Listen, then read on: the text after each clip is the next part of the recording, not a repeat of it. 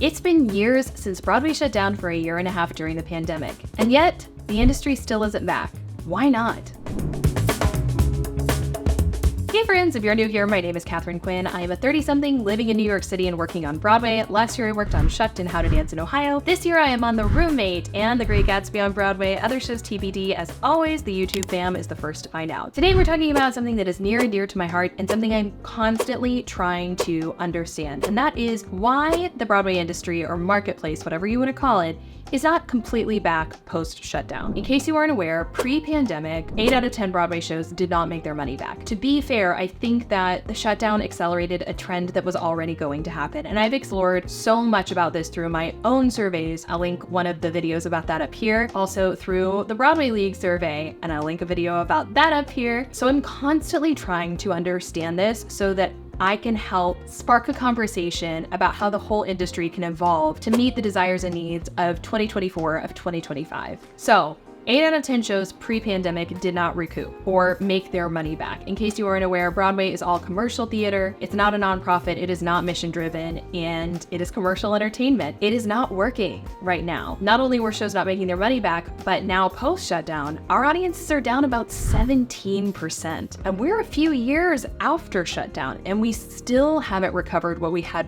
pre-pandemic, and even pre-pandemic, we weren't in a healthy place. So why is this happening? First thing to note is we've seen a shift in demographics. Broadway audiences are getting younger and younger. By and large, I find this so thrilling. The current Broadway household income is $271,000, which gives you an indication of these are older audiences. These are incredibly wealthy audiences. A trend that we are seeing is that that number is creeping down, and the average Broadway ticket buyer is also younger and younger. And I find this really, really exciting. That said, we did not get our older patrons back in theaters. We have seen a 36% decline in 65 and up. And a lot of the time, those are our folks who are buying our premium seats. What this tells me is, I mean, obviously we can't be relying on that audience to be buying those premium seats. So we need to be really, really focusing on capacity and also finding ways to offset that premium pricing. This may or may not be the time. You know what's going to happen if you've been following me for any period of time. I'm very passionate about live streaming. I'm very, very passionate about bringing digital audiences to Broadway because not everyone can get to New York. If you're here, are you a Broadway regular? Do you go to New York often? Do you live in New York? Or are you here because you like learning about Broadway, but you don't get to visit very often? Or you've never been at all. Living in New York is a privilege. I'm so grateful to be here. I'm so grateful to work on Broadway.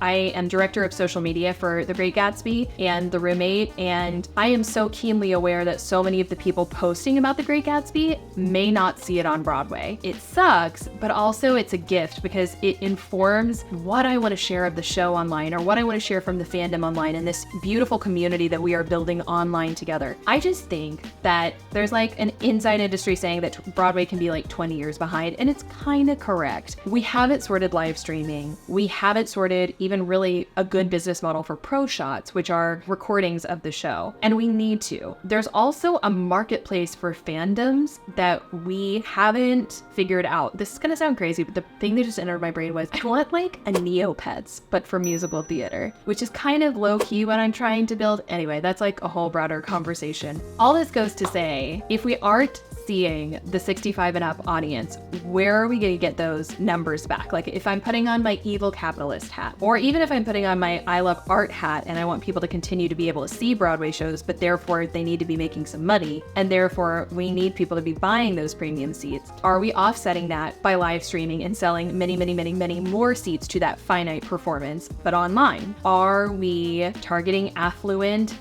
Gen X and millennials? Are we focusing more on capacity than average ticket price and premium pricing? What is going to be our path to make that money back? I think so much of what we do in the Broadway industry is there's a lot of conversation about like, oh, that show's closing. We are going to focus on that audience. We're going to try to pull that audience. I am such a fan of expansive thinking. Obviously, what we're doing is not currently working. So my solution, instead of targeting Gen X and millennial affluent people, which absolutely we should do as well, and making sure that 65 and up have an accessible way to get to the theater, that it feels safe for them and making theaters more accessible, which I'm so passionate about, so they feel comfortable being in the theater and finding ways to be comfortable in the theater. If instead of fixing like this, we fix like this, or it's a both and, like make our theaters more physically accessible and digitally accessible, I believe so firmly that that is the future if we want our industry to continue to thrive. The silver lining, as I mentioned, is that Broadway audiences are getting younger and younger. The average Broadway audience member now is 40 years old, which is the youngest it's been in 20 seasons. Why on the front end are we experiencing this? And the simple answer is money, economic challenges. So Broadway contributes nearly $15 billion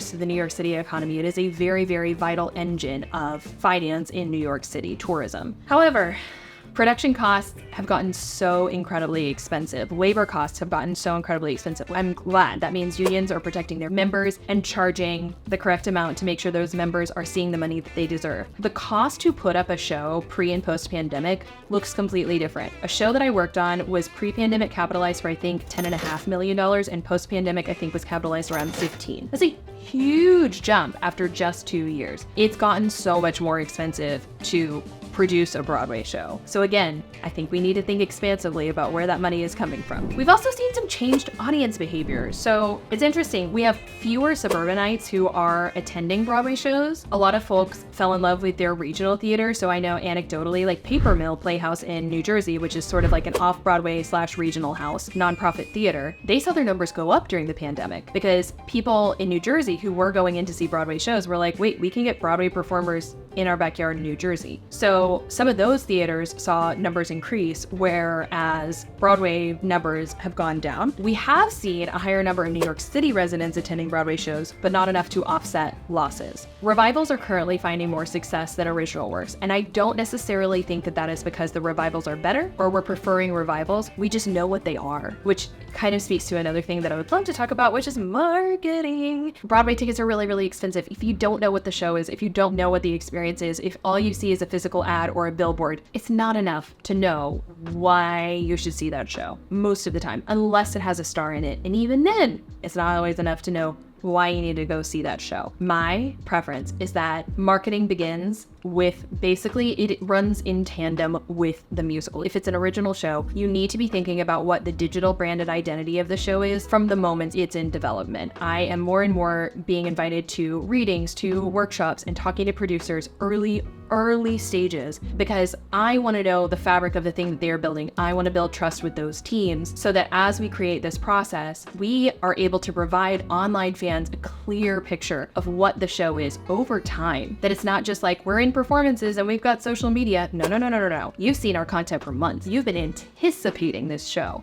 I think it is so vital. Also worth noting, Broadway is an institution and sometimes she struggles to evolve. That whole Broadway can be 20 years behind thing goes here. I have a note here. We've had some challenges balancing artistic integrity with commercial viability. Again, I would argue that it's more that we just are struggling to market original musicals. And we've also had some difficulty implementing new marketing strategies like social media, like effectively using influencers, knowing how to use influencers. A lot of shows are using influencers, but not necessarily in ways that are native to the platform, that engender trust, that teach you about the show in an interesting way that doesn't feel preachy, that doesn't feel like the influencer was made to make that video, etc., etc. We already talked about marketing. I also love some additional creative marketing. I think about Shucked. I think about lead producer Mike Bosner had a tractor going through Times Square. It's just fun. It's fun. And also there was some great social media on that show. So it's like a combination of meeting people in a digital space with smart, relevant physical activations. I think the churn rate on Broadway shows is so remarkably high that agencies are very, very, very burnt out and they don't really get attached to shows because they feel like they can't afford to. But by the same token, then they're not making their work super hyper specific to that show. And then audiences don't totally know what that show's about and the brand identity dies and then the show dies. Additionally, more inclusive practices on stage and off stage, more diverse voices on and off stage. And that also means marketing has to improve so that we can support those new voices because they don't have built-in audiences necessarily the way that revivals or tried and true names do. In conclusion, Broadway's recovery is an incredibly complex issue. I am not